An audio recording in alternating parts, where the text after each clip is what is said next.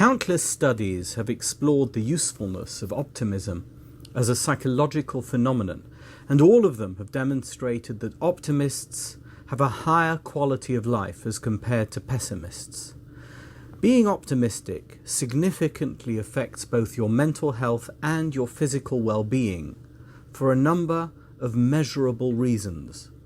Optimists tend to lead a healthier lifestyle. They are ready and able to adapt in difficult situations. They are always more flexible than pessimists because they are able to embrace problem solving as a solution and tend to handle negative information constructively. Just to prove the point, here's a great rabbi story for you. It may be anecdotal, but it sums up the concept beautifully. Someone comes to meet a local community rabbi to discuss whether or not it would be a good idea for him and his family to move into the rabbi's neighborhood. "I've heard," he says, "that the people here are lovely, that there's good schools, and that the community is really thriving. In fact, everyone I speak to has told me that you have a very welcoming community and that the people here are very hospitable. I just want to hear from you whether this impression is correct, and if you think it's a good idea for me to come and live here with my family." The rabbi unhesitatingly nods his head and says, "Absolutely, I think you'll do very well." Soon afterwards, another guy walks in to see the rabbi with the same inquiry. He's been thinking of moving into the neighborhood, he says, but had recently been having second thoughts.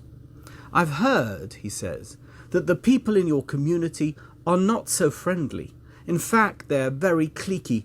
I've also heard that there's not much interest in advanced Jewish learning, and that your community is quite satisfied with what they already know.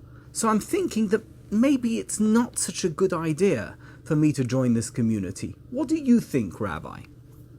Again, the rabbi unhesitatingly nods his head. "You're absolutely right," he says. "I think it would be a terrible mistake for you to move into our community." The rabbi's wife overhears both conversations and wonders why her husband would give such conflicting responses. Both visitors had the same exact question: should we move to this neighborhood?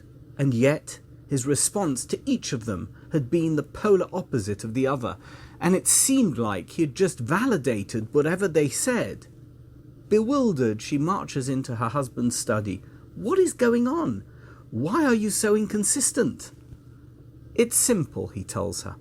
"Both of them could move into this neighborhood, but the experience will be totally different for each of them.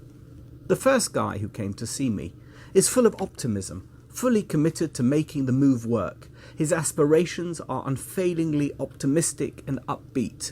And I don't need to tell you, there are plenty of lovely people in our community who are equally optimistic and aspirational, and they are also hospitable. Let's face it, these are the people to whom this guy and his family will gravitate, and as a result, everything will work out." But the second guy couldn't be more different. His whole vibe is negative, and guess what? His negativity will accompany him every step of the way. The nice people will try at first and quickly be rebuffed for no good reason, while the unpleasant, non-aspirational people will become his obsessive focus, proof that his pessimistic predictions were spot on. His gloomy outlook will destroy any chance of success before he's even got to first base. Commenting on the final narrative of the Exodus story, Rashi explains that God ordered the Jewish people to take the Pesach lamb into their homes 4 days before it needed to be killed, so that they did the mitzvah, which would enable the redemption process to succeed. Or, as God put it, "The time to fulfill the promise I made to Abraham has arrived, and the Jewish people must do something in order to earn the promised redemption." Rabbi Aaron Leib Steinman, one of the great rabbinic leaders of the last generation, poses an obvious question.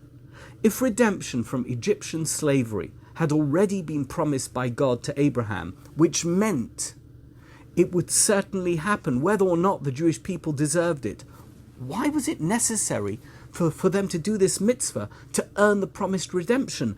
Surely God was going to keep his promise either way. Rabbi Steinman's answer is very revealing and solidly based on the optimism is the way to success idea. If the Israelites were freed from slavery but were not simultaneously invested in the realization of the new nationhood endeavor, their move from slavery to freedom was doomed before it had even begun. God wanted to see a demonstration of their buy-in, their optimism, their enthusiasm, and their willingness to take risks, so that he knew that when the redemption kicked in, it was bound to succeed. By insisting that they took in the lamb, an Egyptian deity, in full view of their tormentors, and then to slaughter it and paint their doorposts with its blood, all done with the optimistic outlook that it would facilitate their redemption from slavery, God was ensuring that the promised redemption wouldn't collapse the moment or shortly after it happened. And how right he was. Well over 3 millennia later, we still sit down each year at Seder night, reliving that pivotal moment in our history, as enthusiastic and optimistic now as our ancestors were then, ready to succeed and to build on every success, even when the odds are stacked against us. If ever the optimism route needed proof of its efficacy, the Exodus story and Seder night are undoubtedly its greatest advocates.